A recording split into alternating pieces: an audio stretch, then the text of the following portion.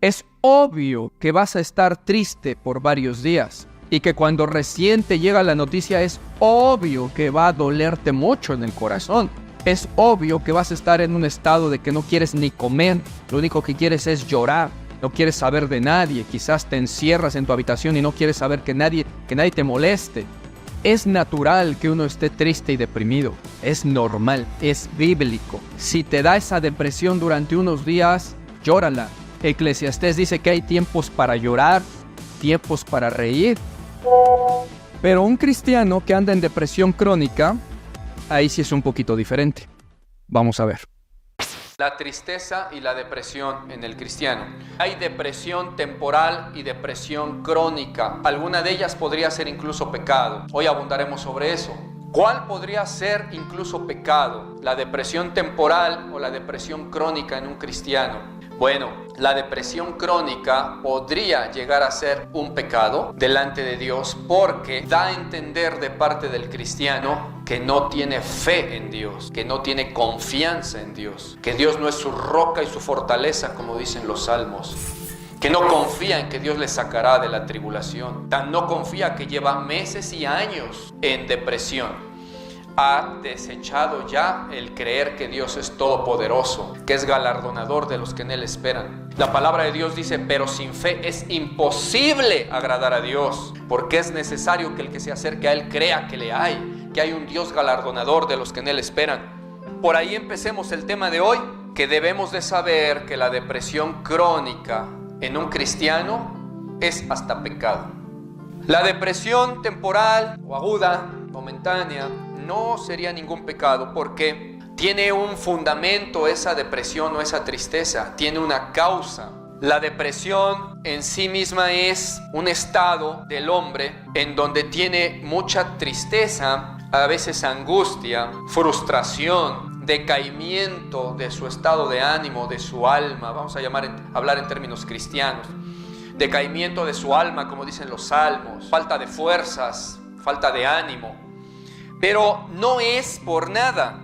Eso en sí es la depresión. En términos cristianos, si hablamos en términos del mundo, en términos médicos, pues tendremos que entrar en muchos detalles. Que si tiene factores psicológicos, que si tiene factores somáticos, que si un montón de cosas y de términos, que no es el caso. Sencillito. Todos hemos tenido depresión alguna vez. ¿Cómo te has sentido? Entonces ya sabes lo que se siente tener depresión. ¿Cómo están tus fuerzas, tu ánimo? Y fíjense que estoy hablando ahorita de la depresión en términos generales y en el mundo también. O sea, la depresión para cualquier persona del mundo o de la iglesia es eso: decaimiento, tristeza, frustración, desánimo, falta de ganas de vivir, de moverte, hasta de respirar. Y eso te produce luego otras sensaciones hasta en el cuerpo. Se te va el hambre, no quieres comer, estás irritable, estás todo ahí aplastado, apachurrado porque no tienes ánimos de nada, ni de vivir muchas veces. La depresión es la que produce en los del mundo el deseo de suicidarse.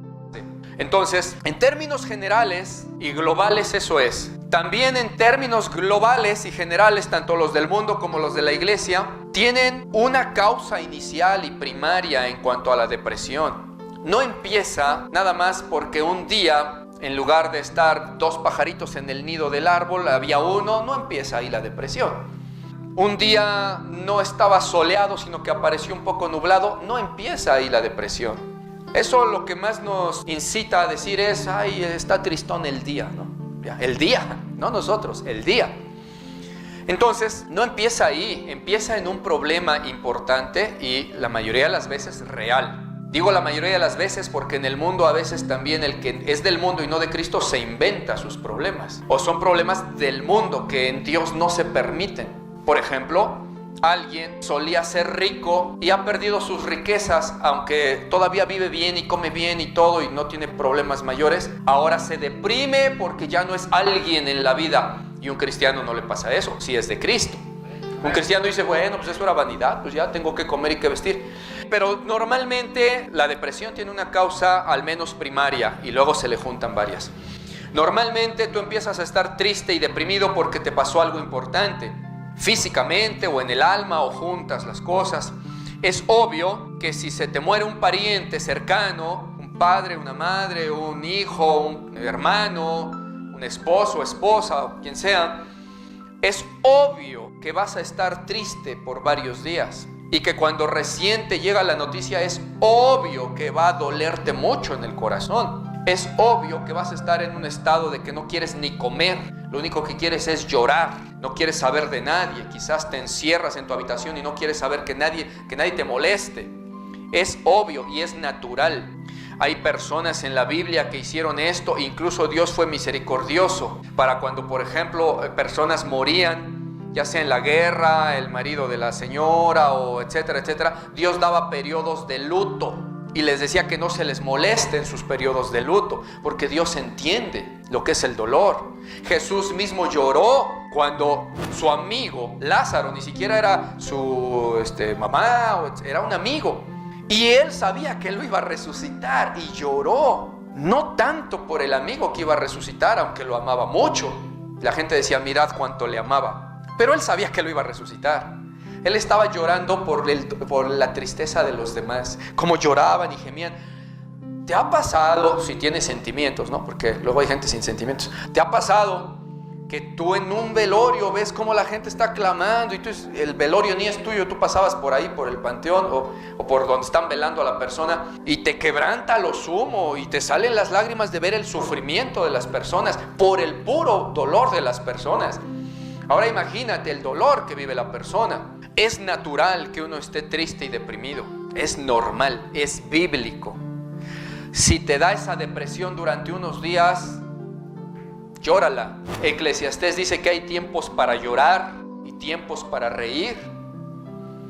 Entonces, si tú eres cristiano y estás en una depresión aguda y temporal por una causa de estas u otra, la que sea, pero temporal, no te dé cuidado. No pienses que estás en pecado, ni que fallas a Dios o que desconfías de Él. No, solo tiene dolor tu corazón. Estás dolido, tu alma desfallece, tu espíritu está quebrantado. Todo lo que dice la Biblia. Llóralo, nada más. Pero cuando nosotros como hijos de Dios estamos en una situación así, nosotros sabemos que vamos a los pies de Cristo a orar, a refugiarnos en Él, y Él nos levanta. Porque tenemos fe en Él. Incluso el dolor fuerte nos lo quita. ¿Cómo lo hace? ¿Quién sabe? Pero Él es Dios. La Escritura dice, ¿está alguno triste entre vosotros? Haga oración. ¿Por qué? Bueno, pues porque Santiago no tenía qué cosa escribir y pues rellenó con eso. No, es palabra inspirada. Es pensamiento de Dios y promesa de Dios. Dios no está siendo burlón ahí. No está diciendo, están tristes, hagan oración y se quedarán tristes. No, está diciendo, hagan oración porque yo estoy aquí. Yo les puedo quitar la tristeza. Ven a mí. Eso es una promesa de Dios.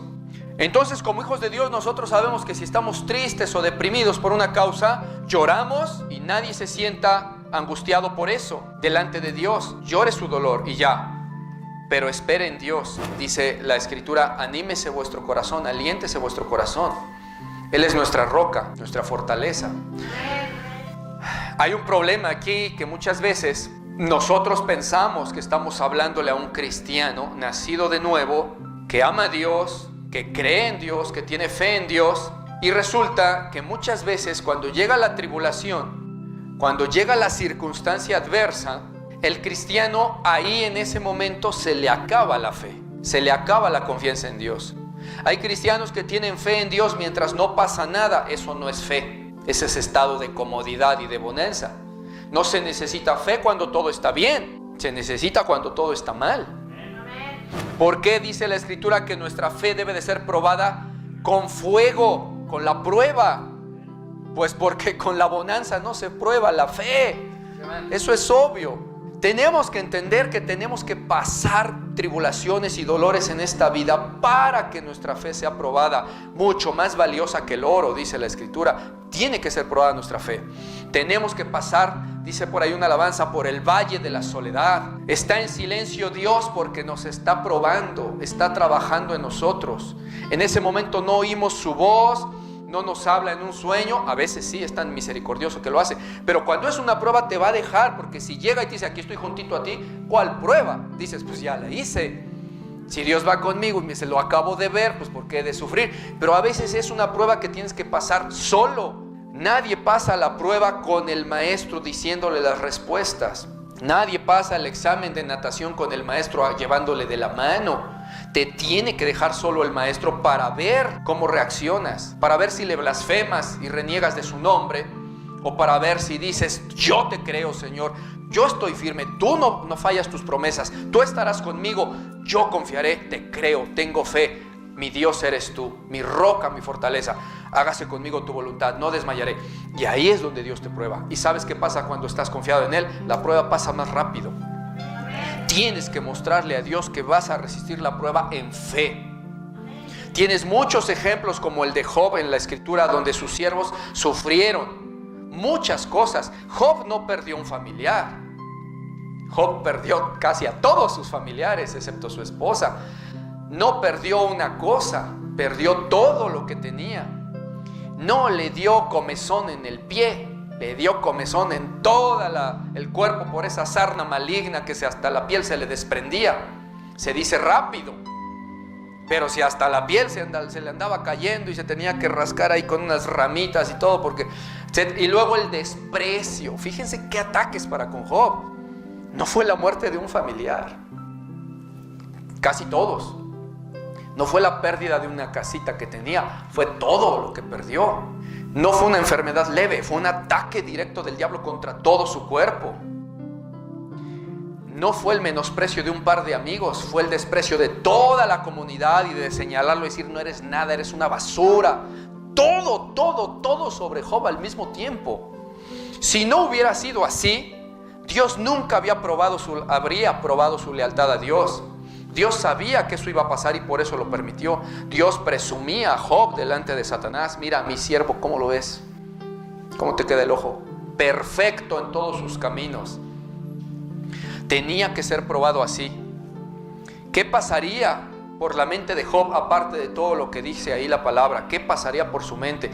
¿Te has puesto a pensar qué pasaría por la mente tuya si pasaras lo que pasó Job? Así tal cual. ¿Te has puesto a pensar? ¿Te has puesto a probarte a ti mismo en tu corazón antes de que llegara una prueba de Dios así? Alguien diría: Dios no lo quiera. La verdad es que cuando pasa es porque Dios lo quiere. No porque Dios no lo quiera, es porque Dios lo quiso. Pero todas las cosas ayudan a bien a los que le aman. Y si Dios lo quisiera, ayudaría para bien. ¿A Job no lo ayudó para bien? Por supuesto que sí, fue mucho más bendecido y mencionado ahí como un hombre de los que Dios se enorgullecía de que era perfecto delante de sus caminos. Nosotros tenemos por ahí un video que espero que ustedes ya han visto, que se llama "Que si es pecado desear morir y aún pedírselo a Dios". Ahí abundábamos como incluso sus siervos, grandes profetas, en algún momento desearon la muerte de tanta aflicción y se lo decían a Dios: ya quítame la vida. Eso no es un pecado, es una expresión del alma triste y angustiada. Y aún los grandes hombres de Dios, como Moisés, que era uno de los más mansos sobre la tierra y que obedecía a Dios y fue fiel en toda su casa, un día dijo: ya mejor quítame la vida, Señor. O Elías, profeta lleno de poder, de la unción de Dios, y le decía: mejor ya quítame la vida, angustiado que estaba. Y así muchos, expresando su dolor, como David mismo. Es necesario pasar por esas cosas, pero imagínate que pasaras de repente todo lo de Job. De hecho, si tienes un problema ahorita, una tribulación, una tristeza, una depresión por una situación en tu vida, medita que quizás estás pasando la 100ª parte de lo que pasó Job.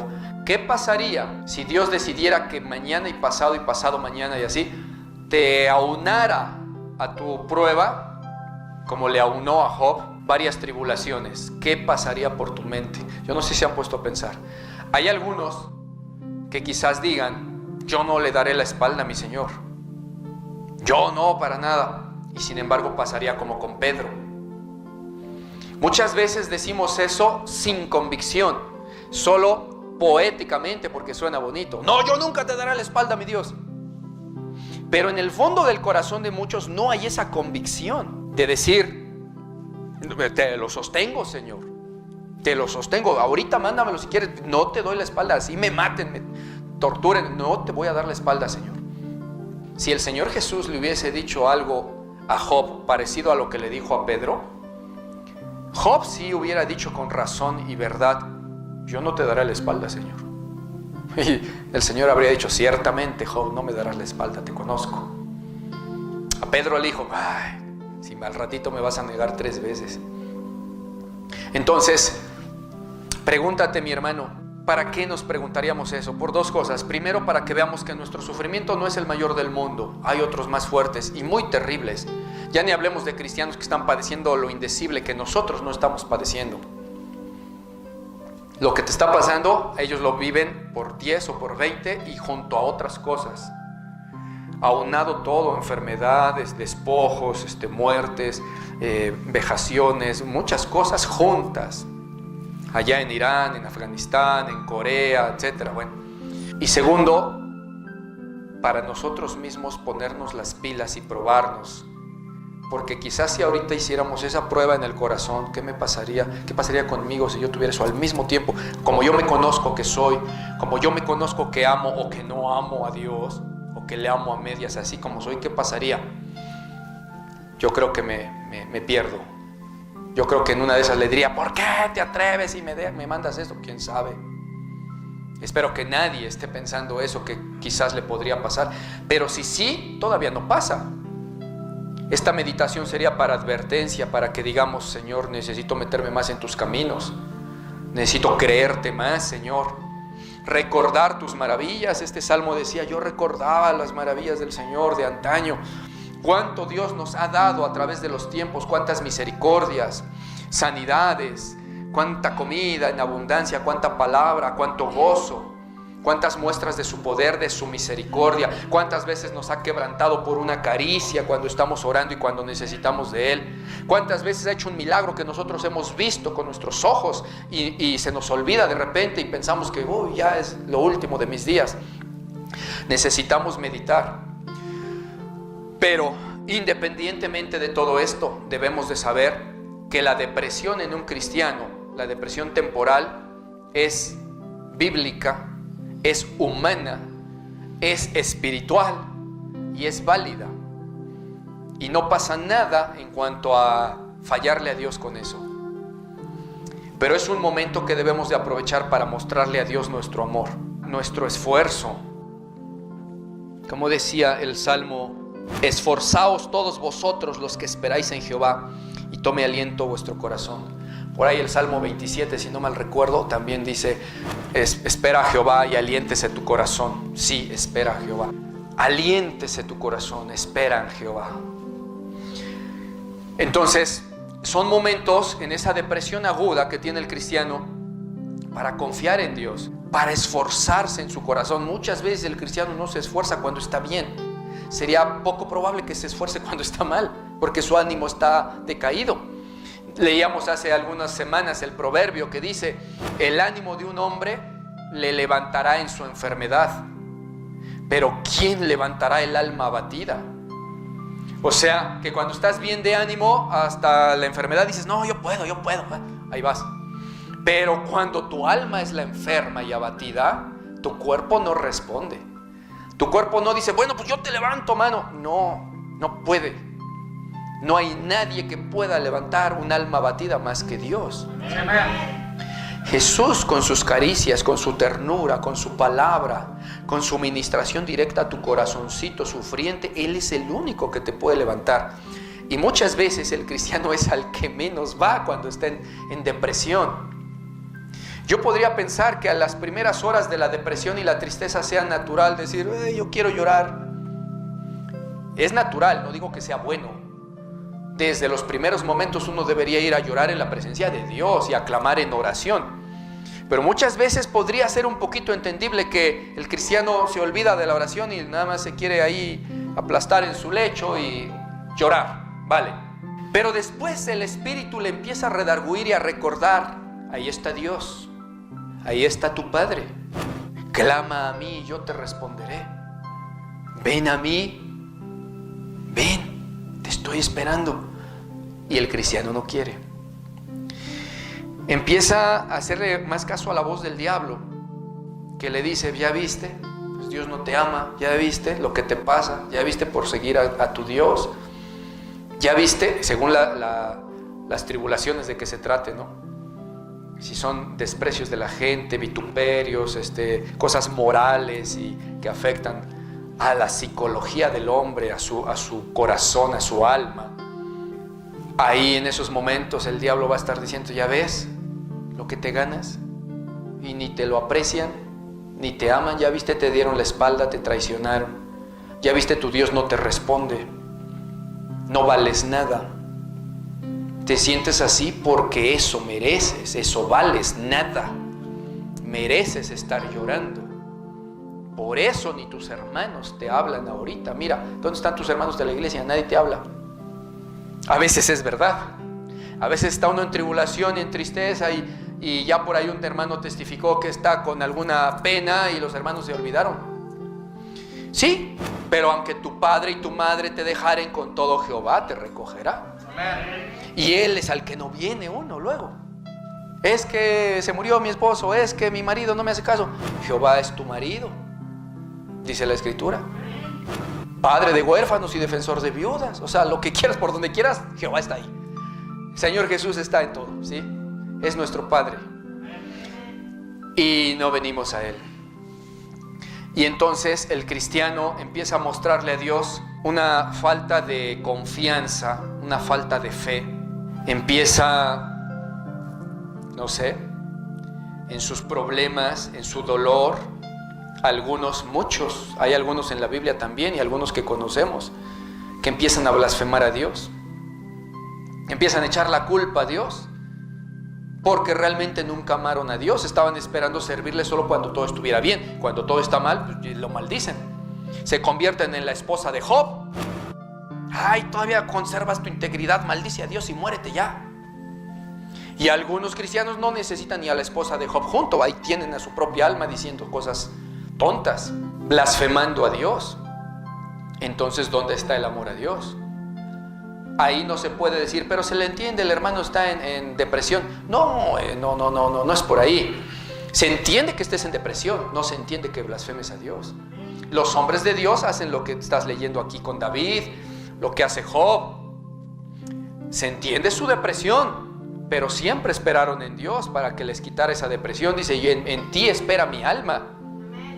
Quita mi angustia, mi aflicción de espíritu. Mi alma se está desgastando, mi alma de tristeza. Eso se llama depresión. Tu alma desgastada de tristezas es una depresión. Se te van juntando las cosas malas o llegan de golpe y empiezas a estar triste. El cristiano antes de eso quizás no estaba orando como debe delante de Dios, buscando su rostro. Dios lo sabe y a veces manda tribulaciones para que el cristiano se acerque a Él. Hemos hablado muchas veces y ustedes lo saben. A veces nosotros mismos, en lo personal, cada uno de nosotros sabemos que: ay Dios, si no hubiera tenido necesidad, no vengo y te pido. Y es un coscorrón de parte de Dios para que aprendamos a que hay que orar en todo tiempo, con toda oración y súplica en el Espíritu, dice la Biblia, en todo tiempo. Y a veces el cristiano no lo hace, se empieza a enfriar, a entibiar, y tiene que ser Dios quien le diga: bueno, a ver si te acuerdas con esto de mí. Tan hermoso Dios. Si yo fuera Dios, Él diría: pues ahora te mando eso para que se te quite y ahí te ves. Pero Él lo hace para que te acerques. Así de hermoso. Ven a mí. Dice la Escritura: ¿no sabéis que el Espíritu que Él os ha dado os anhela celosamente? Amén. Fíjate esas palabras. Dios, siendo todopoderoso, creador de todas las cosas, podría hacer así y crea una nueva creación alterna a nosotros, con mucha gente que le ame. Y siendo Dios y no necesitando nada, nos anhela celosamente. Es ahí donde yo no puedo entender su amor. O sea, ¿cómo puedes amar esto? No, o sea, no lo entiendo. Nos anhela. Y nosotros muchas veces, torpes y malagradecidos, no lo anhelamos a Él. ¿Para qué? Para ir a sus pies, ya no a pedirle, o sea, para adorarle, para alabarle, para besarle, para decirle cuán precioso es, cuánto le amamos, cuánto le extrañamos. Tú no necesitas tener una lista de peticiones para ir a orar. Tú necesitas tener un corazón que extraña hablar con Dios. Un corazón que le anhela, que ya quiere decirle lo hermoso que es. Llega, póstrate y empieza a decirle lo que sientes acerca de Él. La presencia del Espíritu te llenará y entonces el mismo Espíritu te ministrará qué cosas pedirle a Dios. Y eso lo dice la Biblia. Que qué hemos de pedirle a veces no sabemos ni cómo pedir, pero el Espíritu mismo intercede por nosotros con gemidos indecibles. El Espíritu siempre glorifica a Jesús. Y en el amor del Espíritu de Jesús, por el Espíritu, entonces empezamos a pedir por el pueblo de Israel, por los gobernantes, por los hermanos, por el que está enfermo, por el que no está enfermo, y hasta te falta tiempo. Y eso que tú solamente llegabas a decirle, papito hermoso, te extrañaba. Mira, yo estaba trabajando para ti, haciendo unas cosas ahí, pero ya necesitaba yo llegar aquí a tu presencia. Ambas cosas las disfruto, trabajar para ti y hablar contigo. Ofrecerte mi trabajo, mi ofrenda de amor, porque te amo, Señor.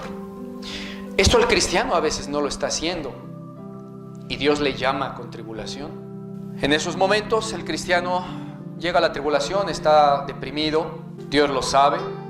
Si el cristiano tiene fe en Dios, si el cristiano ciegamente sabe que todo estará bien, que Dios sabe por qué pasan las cosas, aunque uno no lo entienda, si tienes confianza en que Dios no hace las cosas a lo tonto, sino sabiamente, entonces desde ahí empieza a sentir confort tu corazón. Dices, yo no lo entiendo, pero estoy segurísimo que algo bueno va a salir de esto. Hoy no lo veo. Hoy diría yo, qué bueno va a salir. No, pero esa es mi carne. Pero mi alma y mi espíritu sabe que todo va a estar bien, que este dolor va a pasar, que la Biblia dice que no me puede dejar Dios, Él lo dice, que no me puede dejar todo el tiempo en quebranto y sufrimiento porque decaerían las almas que he creado. Eso lo sabe Dios y es una realidad. Si con poquito las almas andamos decayendo luego, ¿cuánto si se nos dejara para siempre el sufrimiento? Pero ahí está un Dios poderoso que responde. Eso es en el cristiano que tiene fe y que confía en Dios, que ama a Dios, espera en Él y como David será reconfortado.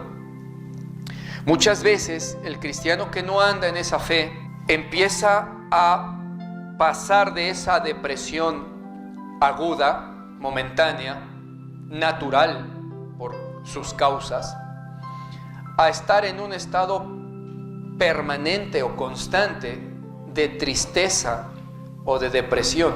Tiene ya pocas ganas de vivir, de trabajar, de hacer las cosas cotidianas por las que el mundo disfruta vivir.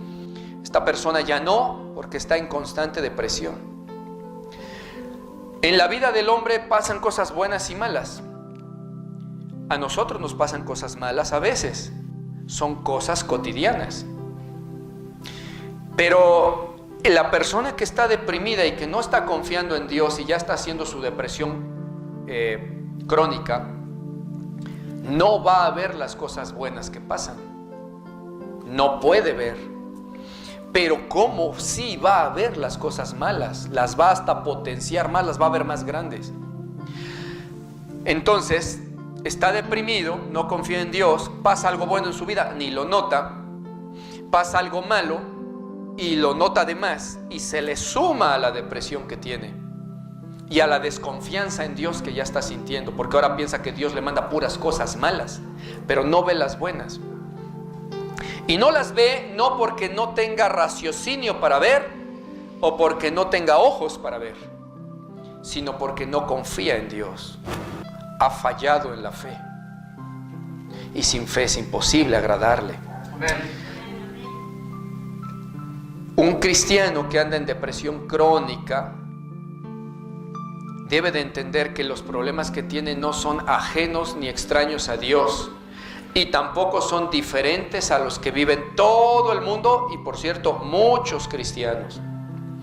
El apóstol Pedro dice que no os sorprendáis del fuego de la prueba que os ha sobrevenido como si cosa extraña os aconteciese. No os sorprendáis. Dice también, sabiendo que en todos lados del mundo vuestros hermanos están pasando las mismas cosas.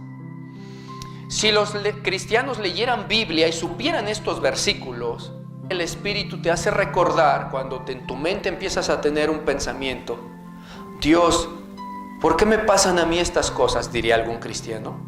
Si tú lees Biblia, el Espíritu te va a decir, knock, knock, ¿te acuerdas lo que leíste antier? Ah, sí, que no me sorprenda yo de estos fuegos de prueba, como si fuera algo extraño. Es verdad, no es extraño. Dice ahí, todos mis hermanos lo están pasando de una u otra manera en todo el mundo. Lo dice tu palabra.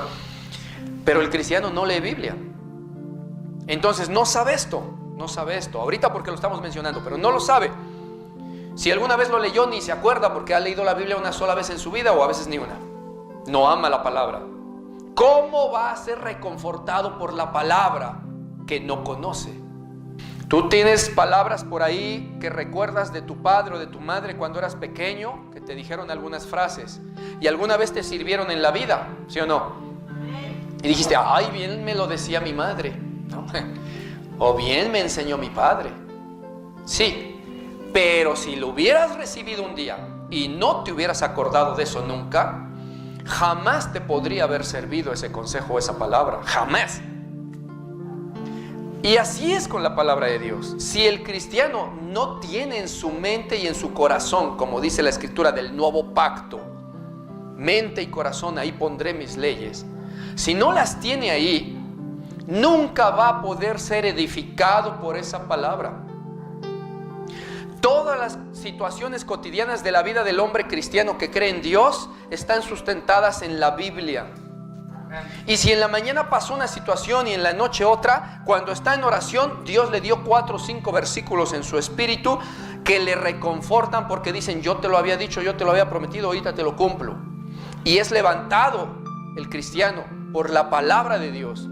Pero el cristiano que no lee Biblia no ve esto diariamente, no es reconfortado diariamente por la palabra de Dios, no puede ser porque no la conoce, no la ha escuchado, no está en su corazón. ¿Qué cosas va a recordar que le reconforten si no la escucha?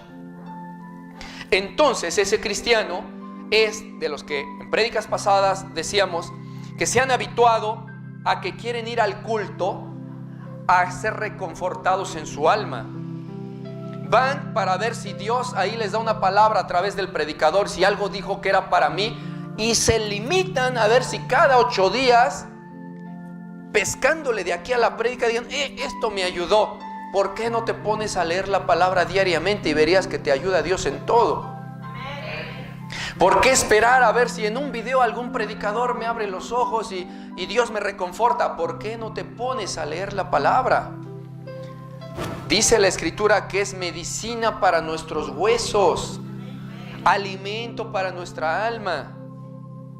Que si estamos atribulados, que si estamos tristes, vayamos en oración con Dios y Él nos va a reconfortar.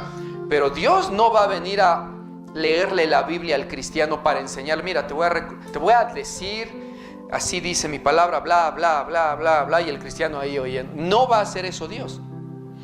Dios te va a decir, como el Señor Jesús decía, ¿qué está escrito? ¿Qué recuerdas que está escrito? Bien, pues ahí está. El cristiano se está autocastigando en sus tribulaciones, autoflagelando, prolongando su depresión por la falta de fe y por la falta de amor a la palabra de Dios y por la falta de oración. El cristiano no va a ver la gloria de Dios, no va a testificar del poder con que un día lo levantó del piso llorando como resorte a danzar en el espíritu lleno de gozo. No podrá hacerlo si el cristiano no ama la palabra, no la escucha, no la lee, no ora y no confía en Dios. Job no pudo haber después testificado de la grandeza de Dios si él no hubiera esperado en Dios hasta el final. No se habría dado la oportunidad de que él dijera, en Dios he esperado. De oídas te había oído, pero ahora mis ojos te ven. Nunca habría visto Job a Dios de esa manera si no hubiera permanecido fiel en fe a lo que sabía que era Dios. La Biblia dice que no atribuyó Job despropósito alguno a las cosas que estaba Dios haciendo. Y al final Dios le habló. De oídas solamente te había oído y así te amaba, ahora mis ojos te ven. Gracias Dios. Esto en un cristiano también pasa. Esto en un cristiano que tiene fe en Dios, que espera en Dios, que se porta valiente en la tribulación, no es fácil porque tienes un dolor. Tu alma te está tumbando y está diciendo, aquí no te levantas, y tú necesitas por el Espíritu decir, me vale lo que digas, alma, porque tengo un Dios poderoso y me voy a levantar. Dios necesita que seas valiente y esforzado en eso, para que Él entonces, cuando estés haciendo el esfuerzo de levantarte por confiar en Él, Dios venga y te levante con su mano, te saque de ahí. Y esto es algo simbólico, lo que estoy diciendo. Simbólico el decir que con su mano. ¿Por qué simbólico? No porque no sea su mano la que te levanta, sí lo es. Pero decir que la mano de Dios te levanta es algo que aplica decírselo a todo cristiano, ¿cierto? En ese sentido es simbólico, aunque es real. Pero más real es que cuando el cristiano está en esa fe y en lugar de blasfemar a Dios espera en Él y pacientemente esperé a Jehová y Él me sacó del lodo cenagoso y me hizo habitar, etcétera, etcétera. Cuando el cristiano espera, Dios no solamente que por detrás espiritualmente extenderá su mano y lo sacará de ahí, lo cual ya hace bastante. No solo hará eso. El cristiano quedará ahí desmayado de dolor y llorando y tendido en el suelo o en su cama y durmiendo porque ya las fuerzas se le fueron, esperando en Dios, esperando en Dios, esperando en Dios.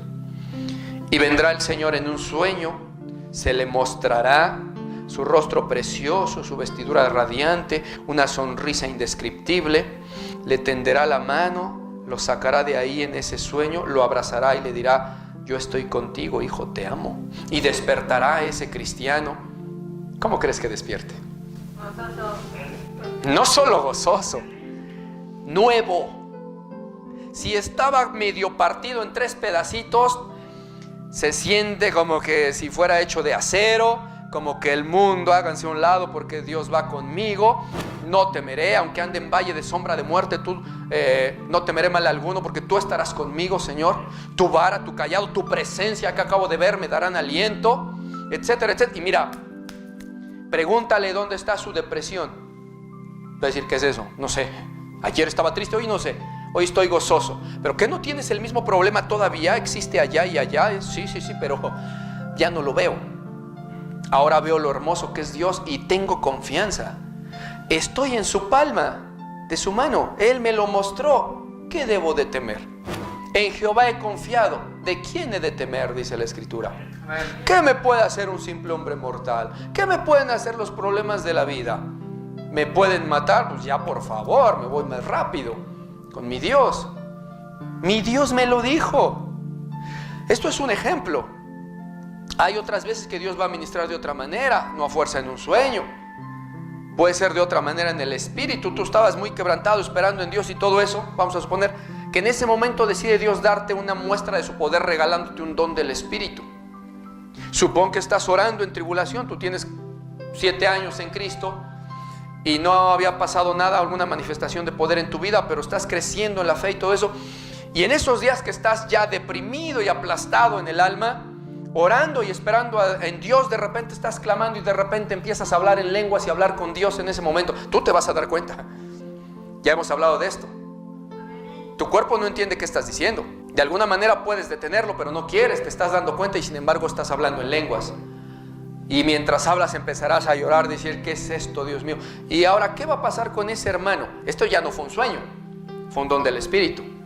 ¿Qué va a pasar con ese hermano que estaba tirado, hecho pedazos, cuando orando lleno del Espíritu, en ayuno quizás, esperando en Dios en medio del problema, en medio de la tristeza? Nadie dice que no tengas esa tristeza, tenla, llórala, pero espera en Dios, confía en Dios. ¿Qué va a pasar con ese tal que en ese momento recibiera, por ejemplo, entre otros, el don de lenguas y empezar a hablar con Dios en lenguas en esos momentos de grande tribulación y terminase de orar? ¿Qué crees que diría con su boca en ese momento el tal en esa oración? ¿Qué crees que diría?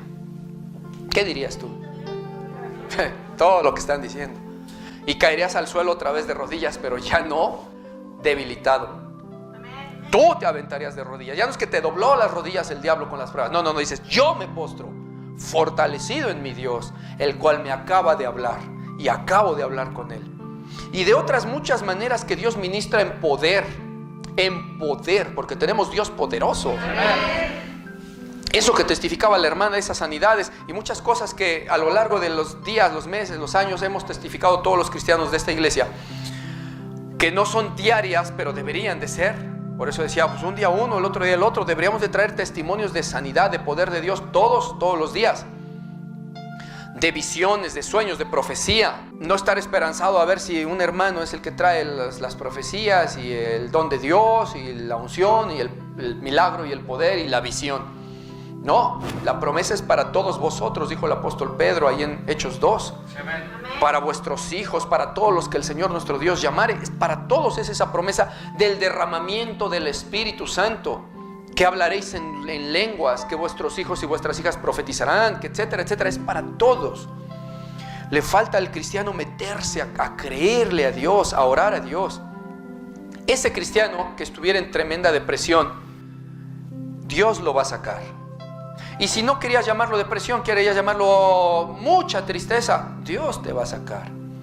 La tristeza es natural, somos humanos.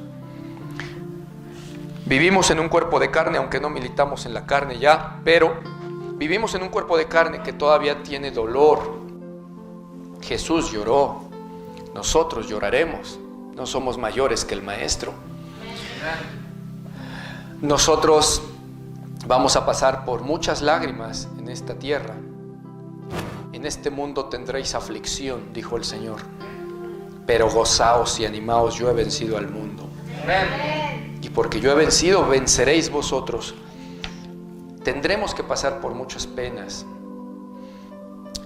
Hay veces que en el momento se duele el alma mucho.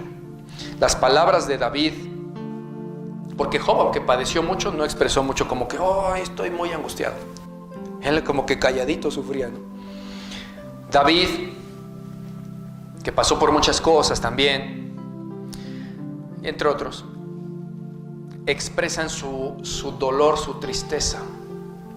Cuando lo lees en la Biblia, el cristiano a veces no se mete a meditar cómo fue la situación. Solo lee, y David estaba triste. Y llegó y ya se habían llevado a las mujeres y a los hombres, y también se llevaron a sus hijos y a sus mujeres.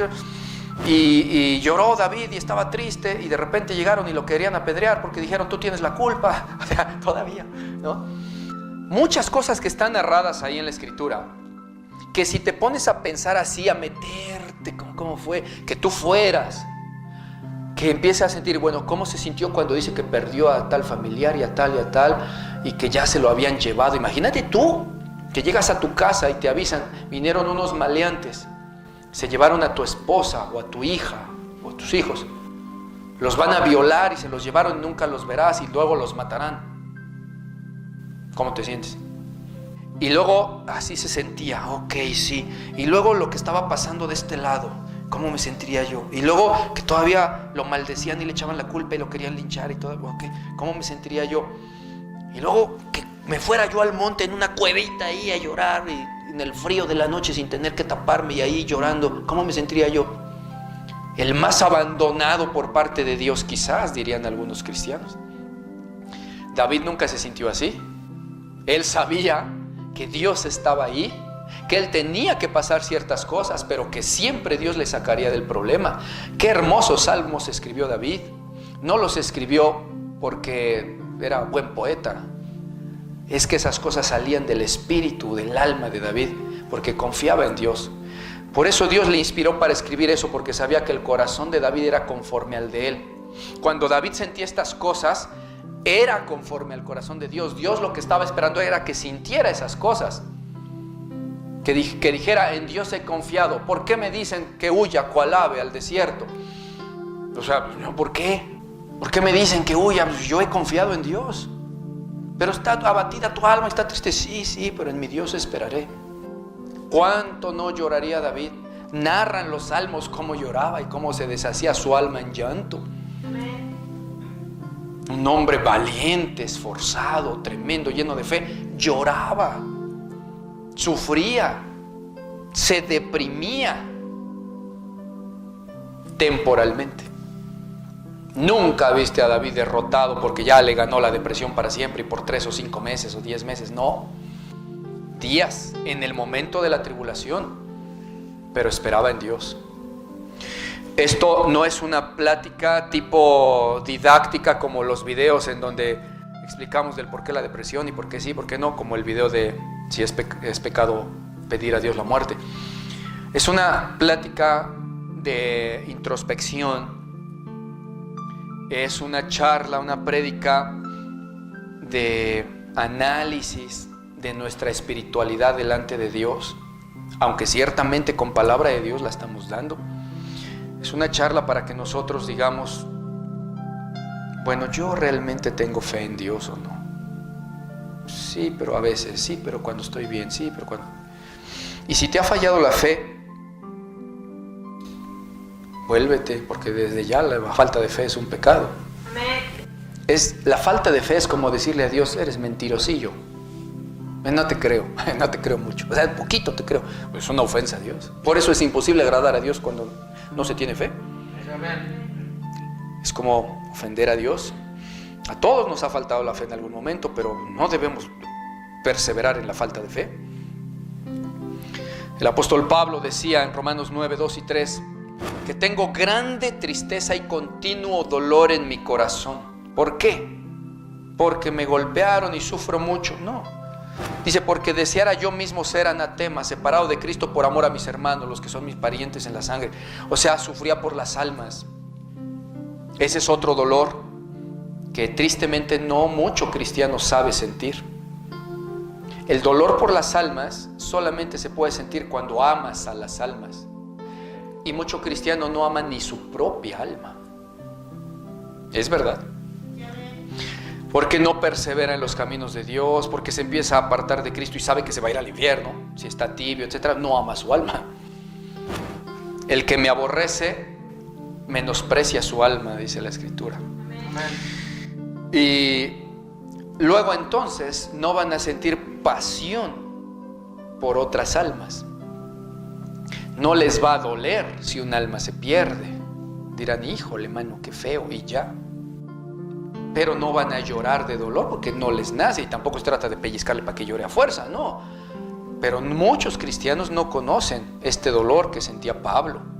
Hace un rato hablamos de David, que hablaba de ciertos dolores personales, pero también David se afligía de los que aborrecen a Dios. Detesto a los que te aborrecen, a los que esperan en vanidades ilusorias en lugar de esperar en ti. O sea, me dan ganas de, yo creo que así decía David, me dan ganas de cachetearlos porque esperan en tonterías. Espera en Dios. Pero en este sentido, Pablo como apóstol y como ya iglesia nos hace ver el dolor a las almas y continuamente, y es un dolor muy fuerte, hermanos. Es un dolor, ya no es del alma, de hecho. Un dolor del alma es cuando, por ejemplo, pierdes a un familiar. Un dolor del espíritu es cuando pierdes a un hermano, cuando ya se está torciendo y yéndose a donde no quiere ir, pero que va a llegar. Ya no es del alma, no es tu alma la que se duele ahí, es el espíritu, y el dolor del espíritu es mucho más fuerte. Es un dolor que taladra el corazón, es un dolor que quebranta muchísimo. Pero tanto el uno como el otro, dolor de espíritu, de alma o de cuerpo, los quita Dios. Amén. Segunda de Corintios 7:10, porque la tristeza que es según Dios produce arrepentimiento para salvación, de lo cual no hay por qué lamentarse, pero la tristeza del mundo produce muerte. Y con esto voy a cerrar. Este verso nos hace ver la diferencia que tienen los del mundo en cuanto a sus tristezas y la tristeza que sienten los que son de Dios en cuanto a las tribulaciones que Dios permite que pasemos para ser probados. La tristeza en el espíritu cuando le fallamos a Dios es otro dolor y tristeza que no muchos sienten. Los del mundo de plano no saben qué es eso. Nosotros venimos del mundo, sabemos que pecábamos bien a gusto, no nos daba dolor. Los que son de Cristo han crucificado su carne con sus pasiones y deseos. Cuando pecamos nos duele, y cuando vamos con Dios a pedirle perdón, lloramos en su presencia por Él, porque le lastimamos, porque le ofendimos. A veces estamos pasando una disciplina de Dios y los que son de Dios no van a llorar por la disciplina. ¿Por qué se lamenta el hombre? Laméntese por su pecado. Los que son de Dios están pasando la justicia de Dios, la disciplina de Dios por cuanto han pecado. Y van, Dios mío, ayúdame. Vengo a ti, perdóname y quítame esto. Ahora van a clamar por sí mismos. Y no se lamentan en el pecado. Señor, yo te lastimé, me merezco esto, déjamelo. Pero perdóname y dime que ya no sufre tu corazón a causa mía. Eso es amar a Dios. Los del mundo no sienten ese dolor y esa tristeza. Tienen tristezas del mundo. Los del mundo tienen depresión por muchas cosas que pasan y se vuelve crónica. Se quitan la vida y todo eso. Nunca salen de ahí muchas veces. Muchas, no todas, pero algunas veces no salen de ahí porque no tienen a Dios. Ellos no tienen algo en que tener esperanza. Ellos ven que sus cosas cada vez van peor y su tristeza y depresión va peor cada vez. El cristiano sí tiene en qué tener esperanza. Espera en Dios, porque aún he de alabarle. Sí. El cristiano mira su dolor y ve para arriba y dice: tú me sacarás, Señor, yo confío. Y seguiré en oración y saldrá. La tristeza que es del mundo produce muerte. Y literal, hasta se suicida. Y luego la muerte espiritual en la condenación. Pero los que somos de Cristo tenemos la ventaja de que siendo nosotros malos, no mereciendo ninguna misericordia de Dios, Cristo nos ama. Cristo nos rescata. Cristo dio su vida. Dice la Escritura que si siendo nosotros aún pecadores, Cristo dio su vida por nosotros y siendo aún enemigos de Dios nos rescató y mandó a su Hijo, ¿cuánto más ahora que hemos sido reconciliados con Dios no nos dará con Él todas las cosas? Siendo enemigos dio a su Hijo y dijo: mira, ten, sálvate. Ahora que somos sus hijos, que ya nos santificó y que nos ama mucho y nos anhela, si estamos en una tribulación, ¿cómo no nos va a sacar si confiamos en Él? Pero es necesario confiar en Él. El Salmo 31 dice precisamente: en ti, oh Jehová, he confiado. No sea yo confundido jamás. Líbrame en tu justicia. Inclina a mí tu oído y líbrame pronto. De tal manera que si tú, mi hermano, eres del mundo, bueno, primero pues no eres mi hermano, eres del mundo. Nadie te va a poder sacar de tu depresión. Conozco personas, les he ido a predicar, que saben que están en depresión, que han ido a terapias y no salen. Les hablamos de Cristo y no quieren nada con Cristo, no se entregan. Es la cosa más tonta que yo podría escuchar. Tengo necesidad, me estoy muriendo y no voy al que me puede ayudar. Lo más tonto. ¿No quieren a Dios? Bueno, pero si tú me estás escuchando y tienes grandes tribulaciones y problemas, déjame decirte que esas estaban escritas en la Biblia para todo aquel que no busca a Dios. No es casualidad. En Deuteronomio 28 dice que y andarás por las naciones errante y tendrás tristeza y aflicción de espíritu a lo sumo, depresión. Tu corazón está vacío, no se llena con nada, solo Cristo lo puede llenar. ¿Tienes ahí la oferta del Señor Jesús para venir a Él? Entregarte a Él por amor.